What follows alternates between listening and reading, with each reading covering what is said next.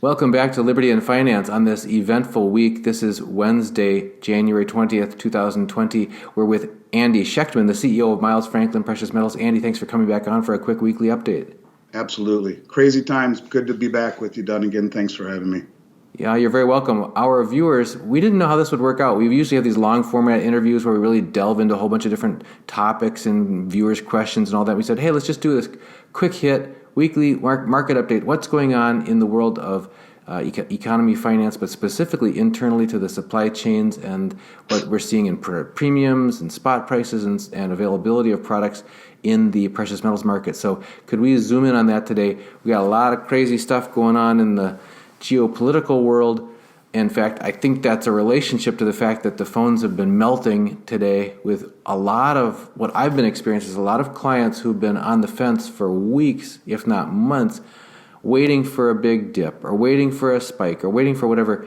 They're calling up and saying, I want to make my move now. I want to go all in, or I want to expedite this. I'll send a wire. I've had like 2/3 or 3/4 wire payments in this past week, which is extremely different from average. People are feeling a sense of urgency to get their business done now. So, just that's my little observation from where I sit. But I'm wondering what you're seeing in many different aspects of the supply chain and the action on the precious metals. But I echo your sentiment. You can sense, as I said last time we talked, when you're playing a ball game and you're in the middle of a game and something happens and you feel it when you're the athlete, or if you're really into watching a game, one little event happens and you can feel the tide turn. You can feel the momentum shift. And I sense that too. The fear is you can feel it in the air, the concern. People want things immediately. They're afraid. And I think, that's one of the reasons they say there's no bull market like a gold bull market, because all other bull markets speak to your desire to make money. And when the price goes up, you can sell some and book your profits and play with the house's money. But when the price goes up on metals, it reinforces people's concern. And so no one sells. And this leads me to a point I just wanted to think about. I was thinking about this and it kind of came to me, going back to March when the premium spiked, and I think we'll see that again. They are. They're creeping up. I have to refresh proposals that I've given to clients, and because the next day, we see 3 days go by, and 3 times the premiums have moved up, and it's like, okay, I'm sorry, that's what's happening. So, well, it's true, and the U.S. Mint ran out of gold, ran out of production, whatever they did. They're not producing or delivering Eagles and Buffaloes 2 weeks into in gold, that is, into January. It's just unheard of. And whether it's they don't have the blanks or it's a production problem or whatever it is, which is somewhat a shroud of mystery, it's disconcerting. But, one of the things that I remember vividly going back then is a lot of people would say, these gold companies are, they're pillaging from the public with these high premiums. But it dawned on me, and I was thinking this morning, I'm like, what, this needs to be explained. And that is what I just said. No one sells in a market that fear predicates action. And so what happens is that the mints, like the U.S. Mint right now, sends things out at a trickle. The demand accentuates greatly, and there's no secondary market product. So yes, the premiums go up, but let's not forget, so do the bid prices, commensurate with the ask prices. And if people were selling, although no one is ever selling in that environment, they would understand that. And so it's a unique time, one that is a bias of only high premiums on purchase. But let's also remember that the premiums will track and follow, and that's one of the things that I've always, as the owner of Miles Franklin, always mandated that, when people sell, we're not going to give them spot. We're going to give them the high premium that comes along with whatever the bid prices are in the industry at that time.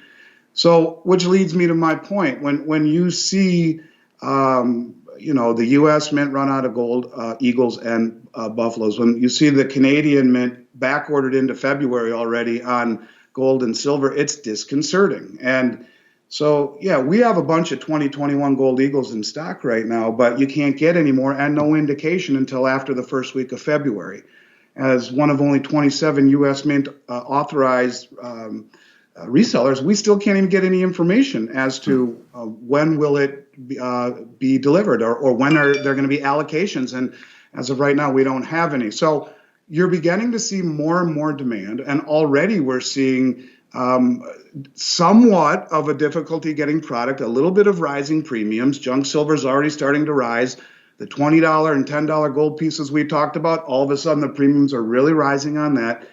They're rising. And some areas there's good value, but this is a very thinly traded market. And if we continue to see the type of environment in this country, the divisiveness that is making people a little scared, I think, as I've been saying all along, the market will identify itself by an inability to easily source product at a good price.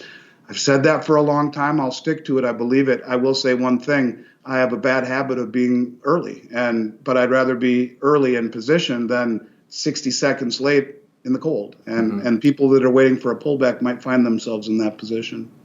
The other thing that occurred to me when you've talked to us in the past about this is when we accept an order from a client calls up and the market may be moving quite a bit and they want to lock a price. We are able to provide that assurance to them with their firm purchase commitment. They can lock the price, but the way that we do that is by hedging that, which is like buying options against that to protect ourselves. Well, those options, as from my experience in stock trading in the past, options always are priced relative to the implied volatility of the underlying asset. So at very stable times, options get really cheap. And in unstable times, the options spread out because there's more volatility. The option makers have to cover their side of the risk that they're taking on. You're basically transferring risk to people who are saying, yeah, no matter what happens, we're going to cover you on that. And they need to be paid more in volatile times. Well, remember the huge spreads we saw back in March and February of last year, and yeah, that volatility will find its way into the marketplace very quickly, and the people that are making a market have to be properly compensated for the risk that they're taking, for sure. And when we talk about the COMEX, that's an interesting animal all to itself. We could have a conversation on that for a long time, but the trend in 2020 that was startling to me was the amount of deliveries that were coming off of the exchange, more so than anything I'd seen in 30 years, and to the point where I never thought the COMEX could ever break. I always thought it would be silly, but I could see them no longer allowing deliveries or doing a force majeure or a cash settlement or whatever it may be. If the trend continues, over 330 million ounces of silver in that neighborhood, anyway, were delivered off. That's unheard of, and a tremendous amount of gold too. So the whole COMEX hedging and all of this, these are tenuous, crazy times. I'm not saying that this is going to happen, where the inability to hedge or lock would happen, but I think it's more possible now than it's ever been, simply because of the things that we see going on, this volatility, the number of deliveries off of the exchange. And if it were to continue, it would severely compromise their ability to deliver. And in a price setting mechanism, you have to be able to deliver, or what good is the price setting mechanism? There has to be the ability to take delivery if you're setting the price. Otherwise, the price is meaningless because, well, I don't care what you say the price is. I'm not selling it for that. Will happen. And then you get the arbitrage and all sorts of stuff going on. And these are crazy times. Then again, and I think more than anything, let's remember, we're not buying gold and silver to get wealthy. We're doing it because times are crazy. We're doing it because there is a transition happening right in front of us, and positioning ourselves into gold and silver right now while it's still available, before the premiums really escalate, while there are no major delivery delays. Those are all benefits. And sometimes, and I'm not trying to sound disingenuous for saying this or trite, sometimes price is not the bottom line consideration. Well, and I want to reinforce that, because there have been a couple times in my experience when people who have been working with me and they're waiting for a dip, for example, and a dip may come, but it may come at a higher plateau than where they thought it was going to, or there's simply no physical available at that time. And so that whole strategy, and we've talked about this in the past, but people realizing it, and I guess maybe because of, and I don't want to get too much into the politics, but there are transitions going on. And I remember 4 years ago and 8 years ago where people were rushing out to purchase firearms for the first time, ammo, stocking up on different things, or even at the beginning of COVID, people said, "Oh gosh, I really should stock up." Well, by the time it becomes obvious to the masses that it's time to stock up, good luck. So if you find that case of toilet paper on the shelf when there's none other available, you're going to get it, even if it's 10% more than you wish it would have been or whatever. That's irrelevant compared to just not being able to get it. So the same thing's true in anything real that you believe that you need to give yourself the protection that your situation requires. So that's, having had that conversation, it's I guess it's ringing a bell for people that makes sense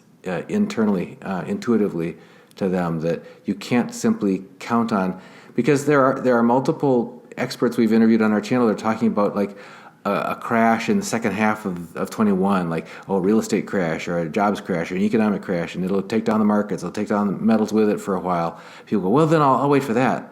And I go, okay, well, maybe that'll come. That's one maybe. Secondly, when it comes, maybe it'll reach down to the levels that things are at today, and then maybe you'll be able to get some supply of physical somehow. But that's three maybes in a row. How well situated are you right now? If you haven't already built a base, you don't want to have it behind all those maybes. I've done this for 30 years, and most of what we've said will come true has come true because we base it upon mathematics and economics and a little logic. Never has it come true the way we thought or when we thought. And I think that's really the lesson to be learned, is the world is very dynamic, and everything that happened last year, no one would have saw it coming. Nobody. And I think that's kind of the lesson here is, what are you trying to accomplish? And, in the end, and again, I'm not trying to sound trite, but in the end, it's the number of ounces that matter. You won't even remember what you paid for it. And I'm not trying to minimize the importance of getting a good deal and the value of your hard-earned dollar. I'm just simply saying there are greater considerations. And I notice a frenzy. I notice an expansion of interest to areas of the public that were never interested in metals, and it's happening at a crazy pace. It's alarming to me almost how many people I talk to that say, look, I've never owned it before. I just know I need to own it. And I always say on your show what Rick Rule says about the 0.5% allocation across the matrix in the U.S. financial matrix of investment in precious metals, but a 2.5% average over the last 40 years. If we regress to the mean, as averages do, that's a 5-fold increase. And you've been in this business now with me long enough to know that the supply chain is a very dynamic, just-in-time, somewhat fractured situation. And it's interesting. I see a lot of wholesalers will email me their inventory, and there's a big one out east, and I sent it to my operations staff yesterday, and literally everything was sold out except for one or two things. They will buy everything, but almost everything was sold out. And so, look, this is not getting gold and silver readily available like we all are accustomed to getting isn't a birthright, and it's a challenging 24-hour-a-day, 7-day-a-week job to keep things stocked and moving in and out, and the logistics and continuing to order and to pay for it and to hedge it and unhedge it. It's a big job, and it's not something that it's not something that is guaranteed. So, yeah, I think, Dunnigan, look, if you're trying to protect yourself, give us a chance. We'll earn your business. We'll earn your trust. We've got the product. We'll tell you if it's in stock. If it's not in stock, we'll be upfront about that. All of those things that are very important. And, I guess, I don't know, I'm just a little bit morose today. I am a little sad by by what's happening, and less about the political aspect, just more about the divisiveness of the country. And maybe that's it's kind of, after talking to so many people over the last week or so, you can just feel it, and it's hard to not affect you. And I think that there are a lot of people out there that are very, very concerned about the direction of the country, and that is manifesting itself in higher premiums and more demand. And wholesalers that are sold out of products shouldn't even be sending inventory lists because there's nothing to sell. So I think that these are interesting times, and I'll stick to what I've been saying. I'm always early, but before this year is done, you and I will have a conversation where we'll say, geez, there's not a whole lot to sell. Premiums are going up, blah, blah, blah. And I think I'll be right. I hope I'm not, but I think I will be. Well, it's already happening in a certain aspects and areas of the inventory. If people are looking for a particular item, it's hit or miss right now. I had some clients that were looking for specifically the lowest cost for example, high recognizability gold coins. So we were looking at the list and we found, we've got this category of impaired coins, or we've got these other ones that were 3 nines fine rather than 4 nines fine. So we were kind of bottom shopping, but only looking for things that were highly recognizable, very trusted. If they wanted to, pay at a gun show, or if they wanted to, to buy some land or something, and want to make sure that there was no question in the mind of the second buyer of what this integrity of this piece of metal was or whatever. But we basically cleaned out the shelves of that category for them, and then I had another buyer the next day say, "Hey, that's what I want you to look for me," and it's like, well, we already did that for, so that category has been picked clean. So it's not like it won't get refreshed at some point, but there are pockets of dry patches that are opening up. I'm seeing where we are having bare shelves in certain areas, and I have to basically look for other alternatives because we don't have the one that they're typically looking for. Well, we've been promoting junk silver for a long time, and especially from a person who understands preparation like yourself, the wisdom of having that type of utility in your silver, and it's getting really hard to get all of a sudden. And I've been saying it's the best value for a long time now, and it has been, and it offers the greatest utility. And here's an example of something that can't be reproduced. And when we talk about, well, how do you get it then? Well, that means people have to sell it to us. But if no one's selling because everyone's afraid, well, where do you get it? Well, you don't. And it's like we were talking the $20 to $10 gold pieces. When we talked about it, they were $20, $30 over a gold eagle. Now they're 150 over or whatever. And things are moving. And, it's not about, hey, I was right, I told you so. It's about, this is a trend that is happening. I don't know. I'm just very aware of the new buyer that I've never talked to in 30 years. The buyer that is Main Street, that is wealthy, that has lived on and very well off of a traditional 60% stock, 40% bond portfolio, and now is realizing that, hey, I need a little bit of protection. And that's really what's different to me over the last several weeks is the growing widening of the circle of people who are understanding precious metals. And again, it's not about getting wealthy. It's about retaining it. It's about being outside the matrix. If we go to a digital currency, and I think we will, you got the Chinese digital yuan that Christian Lagarde said they're going to go digital within a year or two. And of course, as we talked about last March with Nancy Pelosi wanting a digital dollar in her House Subcommittee Finance bill, the talk of the Banking for All Act and the Fed coin, all this stuff, we're going there. What do you have that's not digital, that's outside that matrix? And so there are lots of reasons to own it. And but define what your motivation is. And, if you want to profit, well, there are ways to do it. Probably not the best thing to buy physical precious metals with the intention of making a killing. Yeah, you might. In silver, you probably will. But that's not why we buy. That's not why I own it. I own it as wealth, and I hope I never need to use it. And if I do, I'm damn glad I have it. And if not, my kids will get it. And I'm outside the system. For right or wrong or better or worse, that's the path I've chosen. But I think people need to define their motivation, and if it's to protect themselves, then get it. And if it's to continually add, fine, buy on the dips, but develop your core position. And because there will be dips, anyone who's been in this market long enough knows there's lots of them and lots of opportunities.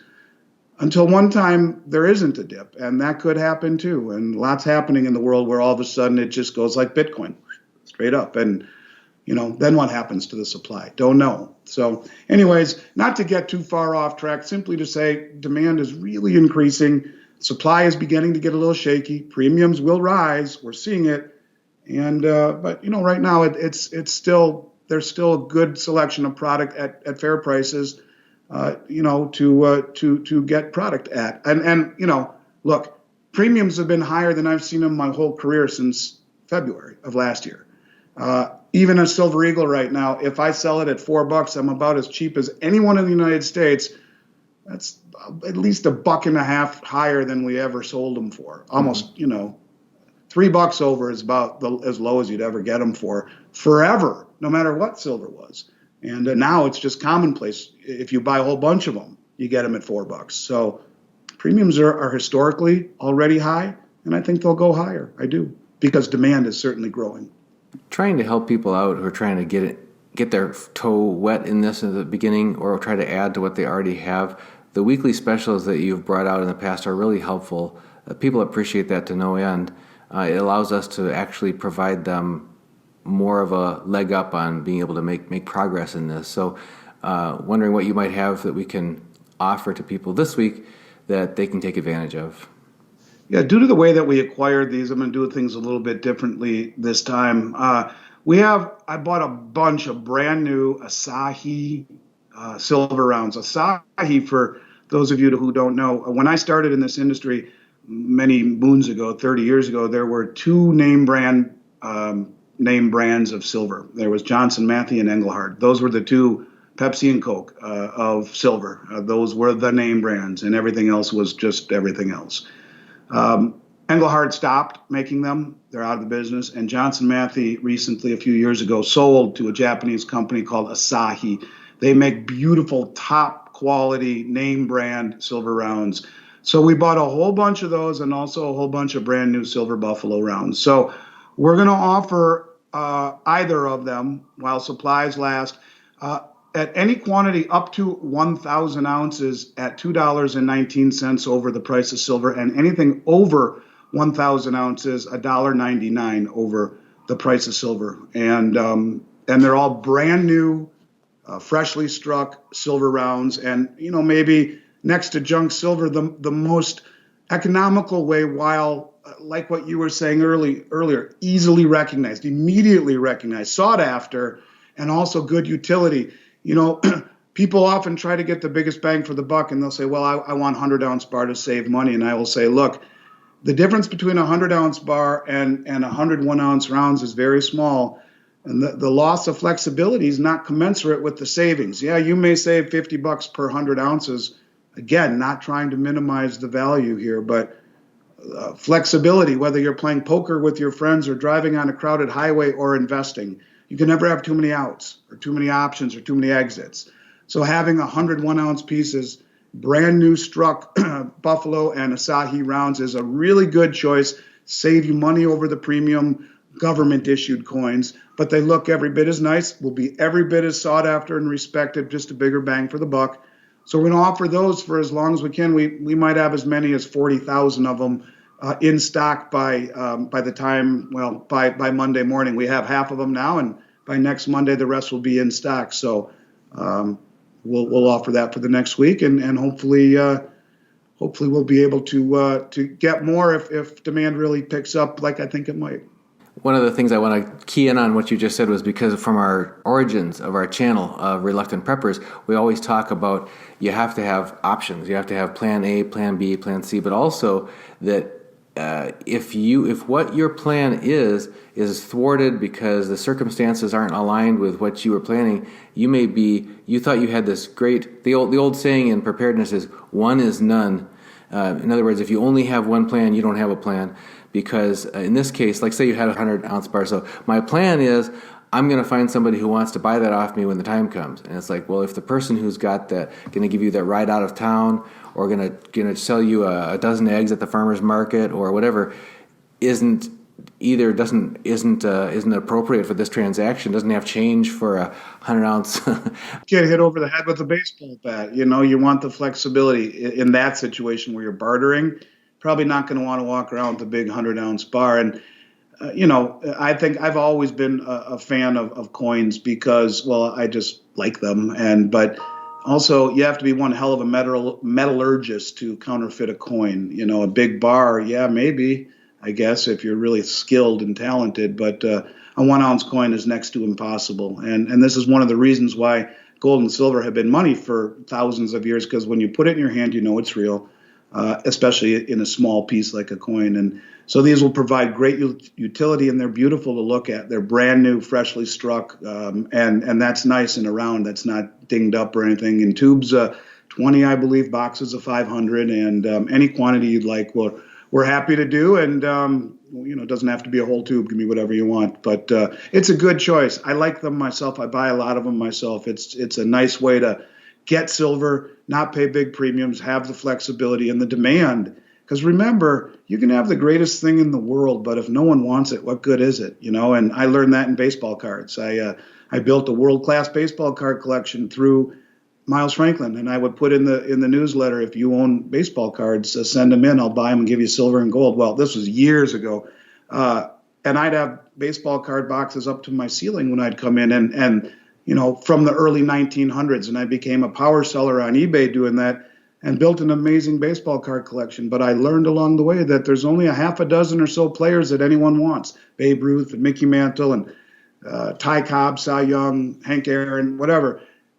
All the other ones, it doesn't matter what the price guides say, no one will buy them. And so I learned a long time ago that getting something that is demanded and that is wanted in times of necessity, especially, is every bit as important as buying it all together. Because you can have the greatest thing in the world, but if no one will pay you even a fraction of what it's worth, you're not going to let it go unless you absolutely have to. So anyways, I just think for everyone should own some 1 ounce silver rounds or some junk silver to have that form of flexible, demanded, barterable, liquid silver. And I like these a lot. Well, Andy, really appreciate that special. We'll make sure people are aware of that. Folks, don't hesitate. Hang around at the end. You'll get information on how to get a hold of us to make sure you can take advantage of those if that's what you want to do. And Andy, thanks for taking time out of your week to give us this weekly market update. Our folks really appreciate getting those insights from you that you offer to us and here on Liberty and Finance.